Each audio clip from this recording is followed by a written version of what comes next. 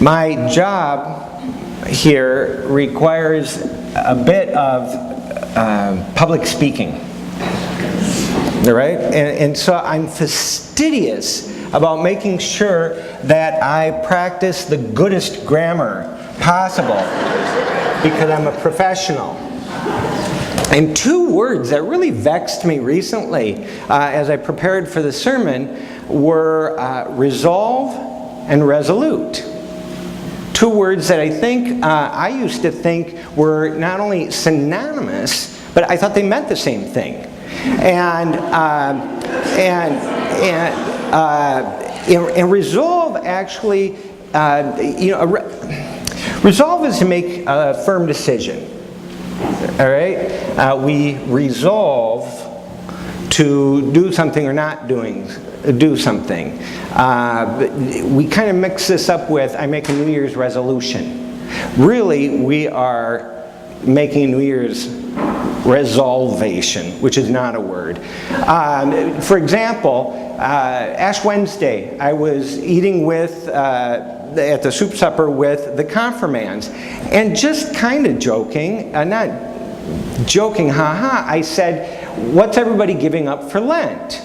Because that's really never been a part of my tradition, and I just wanted to see if the kids had picked that up somewhere, in the schoolyards or something. And they went around in a circle, and I was very affected by how deep they were digging. They weren't giving up light things. Sam, how is restaurant going? Not eating at restaurants. You changed it. All right. That I was going to call you. That one seemed a little harsh. But so by the time it got to me, I went to a character defect. I mean, I went to something where I should be changing it, Lent or not. And one of the kids said, "Well, no, why don't you give up Diet Coke?"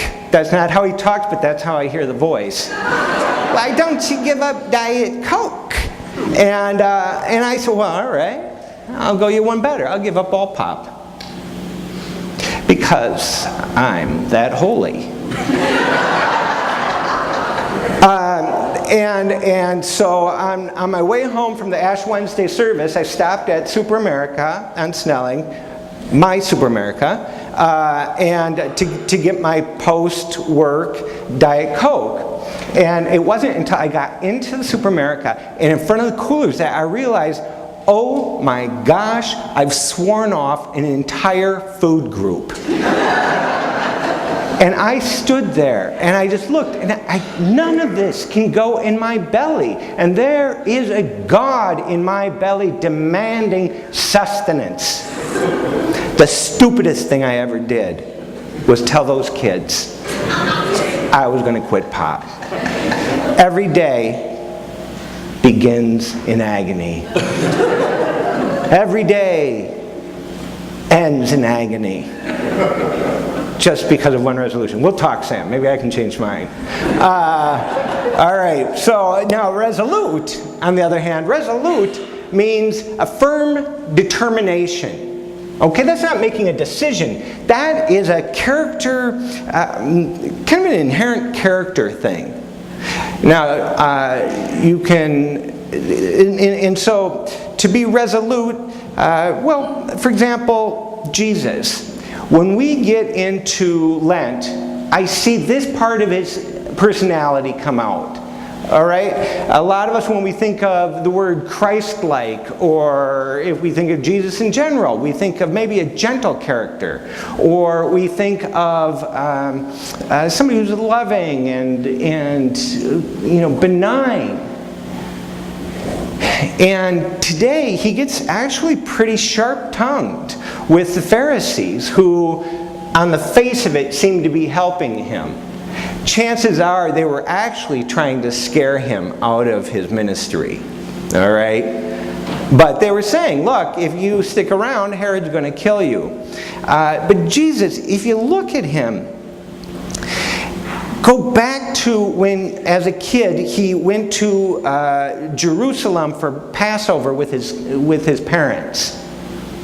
Parents headed towards home, Jesus headed towards the temple. Then we are missing a lot of years in Jesus' story. We don't know, we wonder, we conjecture, where was Jesus during that time? We don't know much. But that resoluteness, I must be about God's business, must have persisted, because we see it then when the adult Jesus comes back and is doing his ministry. Because there's always a time for this, a time for that. I got to go here, I don't have to go here. Now's not the time to go here. You know, if you read through that, you'll hear a lot of that. There is something that Jesus, it's almost like a somnambulistic pull. Jesus is moving towards Jerusalem at the end of his life. And until then, nothing is going to get in his ways. Not even the Pharisees. And what it is the Pharisees have appealed to Jesus using the wrong authority. They've said, Herod is going to try and kill you. Herod is out to get you. But Jesus looks at the Pharisees, he looks at the rulers of this world, the creators of anthills, and sees that that's all they are. Ants building anthills. There is something more. There is something real. And he gets that from God. The words we use in our confession today, the words we use in our call to worship, talk about a reliance on God for all that we need. And Jesus knew that no matter what they do to him, and whatever that crucifixion means, what a difficult thing for us to have to wrestle with. The meaning of that cross. Whatever that means, it's a reminder that God is bigger than those who can merely take away our bodies. Paul himself was facing death when he wrote the following.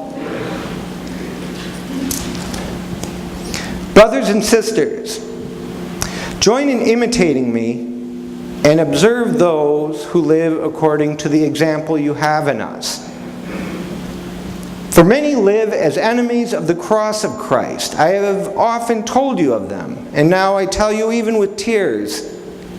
Their end is destruction. Their God is the belly, and their glory is in their shame. Their minds are set on earthly things. Paul, like Jesus, like John, like the prophets, is saying, tend to the gods of the belly, if you wish. But your reward is mere annihilation. The sense that you're just this body. You're just this mind. You're just this collection of screwball opinions. Or good opinions, if you have good opinions. And they will pass. But there is something within you that is eternal. Feed the source of that knowledge. Knowledge of that God.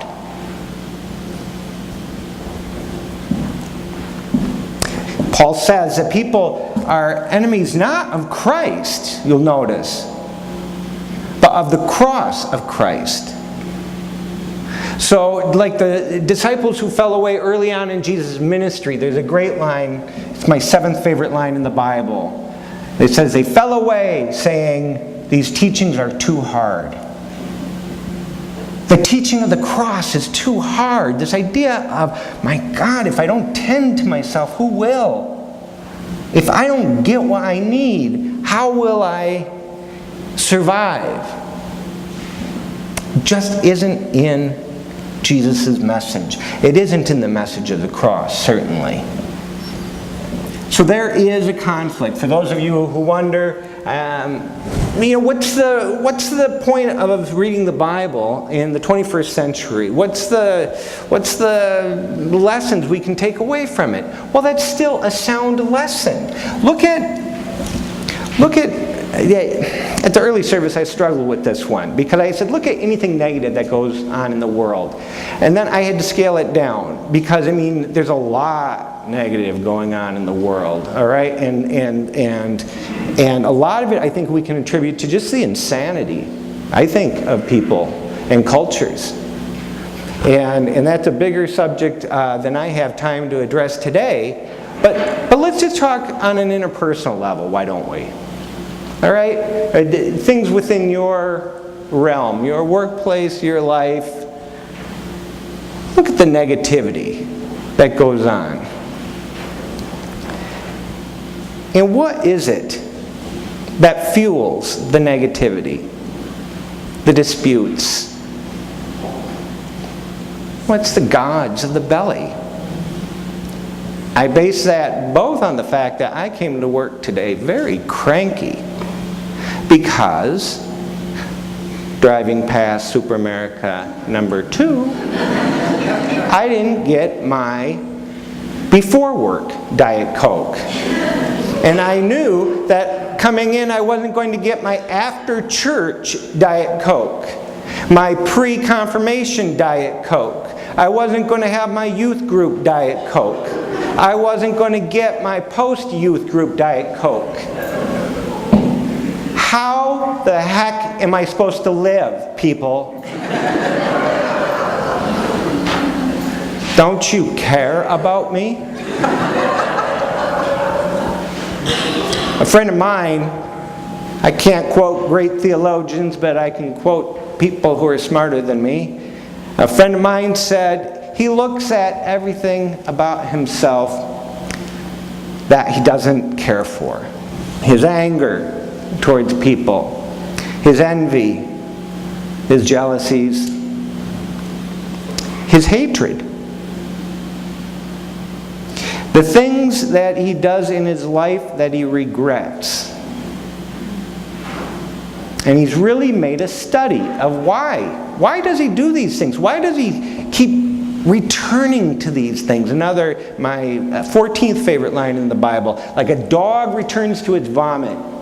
Why do we return like a dog to its vomit, to the things that don't bring us life? And he said he believes that for him, it's because if he doesn't act out in these ways, he will go uncared for in the world. And he broke it down into 2 ways. 1, he'll go unnoticed. His life will come and go, and he will have been a blip. 2, that he won't get the things he needs. Sustenance, but also the things that make him feel good about himself. His Oscars, his interpersonal Oscars. And he said it's in letting go of that fear that he feels the steam dissipate from the anger, from the jealousy, from the envy, from the selfishness, from the hatred. So it was like Jesus spoke to what this guy was saying thousands of years ago. Like John before him, he pointed people to God. Our opening call to worship, it's our prayer of confession, said we worship many gods. This isn't an ethnocentric thing saying we've got the only answer. It's not talking about how God appears to people in other traditions. That's not the meaning of that confession. The meaning of that confession is we create gods.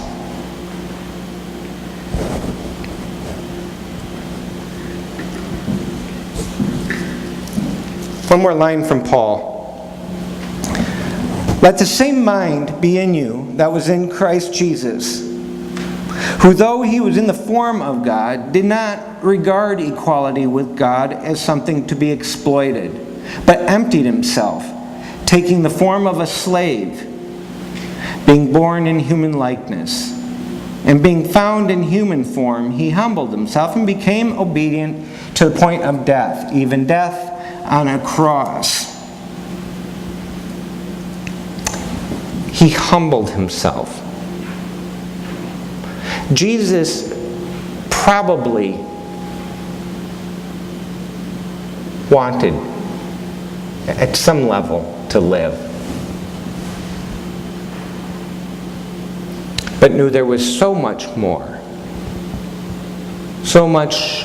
reality than just the maintenance of this. My grandma, the one theologian I can quote, and I've told this story a million times, and it's because I'm blessed to have this story have happened to me. It were her last words to me. And so, you know, they're like an oracle. And Grandma knew Jesus. And the last time I saw her, we were laughing, not my grandma because she couldn't hear, but I was telling my parents about how, and this was 20 years ago, how I had been asked by this church that we had just walked into, we hadn't even joined, to teach Sunday school. Now, are there kids in the room? I didn't like kids. Why should you? And they said, would you teach the kids? I talked about this last time. Would you teach the kids Sunday school? Sure. You know, yes. It's a dying church. You know, how long am I going to end up doing this? He says, 20 years later. And she said, and so we're talking about that, we're laughing about that. Grandma can't hear a word, all right? So we're talking kind of above her. And on the way out, all right, I get down to her and I say, goodbye, Grandma. And because you had to shout, you really had to shout. And she grabbed my arm and she said, I want you to tell the children one thing. Jesus was a real person. He wasn't a superhero. And that's it. You know, I could clear that up later with her, I suppose, if I wanted to. She died just weeks later and left me with this theological, existential bomb that I've lived with. And here's what I get from it. A, I know my grandma believed Jesus was a real person. And if Jesus was a real person, then the stories we hear about Jesus are reliable. Now, I know that my grandma considered Jesus divine. So in our theology, we say Jesus was fully human, fully divine. But what are we to take away from that? Jesus, life is good, life is hard. But from the moment he had those curious visitors in his manger to the moment he allowed himself to be crucified, much as he may have enjoyed his life, as much as he may have enjoyed the people, this wasn't what he was about. That was his resolve. I think he knew that if he went out the way he did, we'd still be talking about it 2,000 years later. Whatever you believe about what happened on that cross, what happened after that cross, we're still talking about it 2,000 years later.